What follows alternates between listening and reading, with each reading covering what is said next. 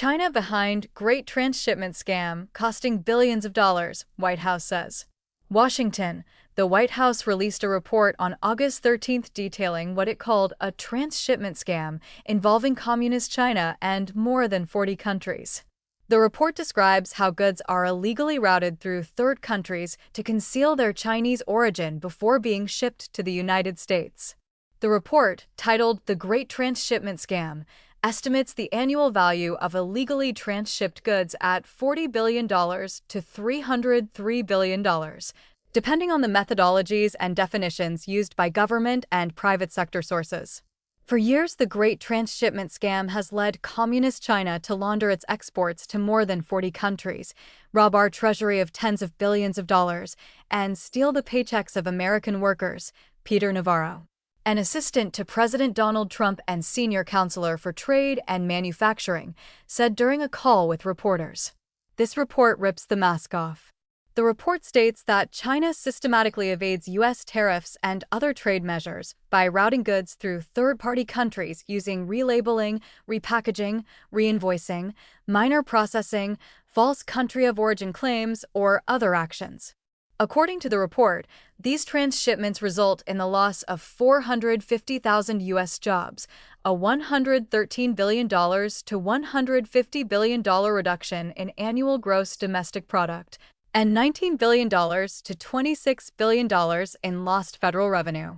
According to Navarro, Chinese components are shipped to countries such as Vietnam, assembled into a recliner, for example, and then falsely declared as Vietnamese-made when exported to the United States.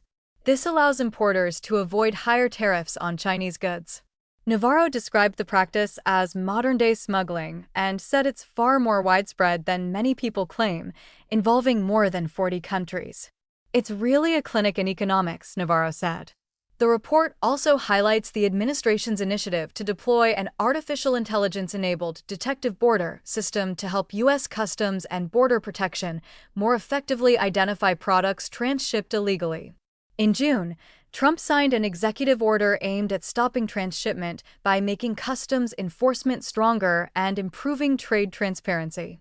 Navarro said the administration is working with CBP to improve the new AI system and is aiming to achieve full-scale implementation by the end of 2026. President Trump is pairing strong trade policy with strong enforcement to ensure that goods entering the United States pay the duties they owe, Treasury Secretary Scott Bessent said in a statement. CBP Commissioner Rodney Scott touted the new AI initiative. CBP is making generational investments and process improvements to crack down on this illegal practice, he said in a statement. With this new initiative, the U.S. government can look back over the past year and collect tariffs on every shipment, not just one, if it finds that an exporter has been making illegal transshipments, Navarro said. Over the past 12 months, the U.S. Trade Representative has signed several bilateral trade agreements or frameworks that include provisions targeting transshipments by imposing high tariffs on these products. Countries that help Chinese goods circumvent U.S. tariffs will face harsh penalties, Navarro said. The administration's strategy, he noted, is to target these enablers rather than directly change China's behavior. The report groups these 40 countries into 3 tiers. Tier 1 includes major trading partners that are key exporters to the United States and handle high volumes of China-linked goods. These are Canada, the European Union, India, Israel, Japan, Mexico, South Korea, and Taiwan.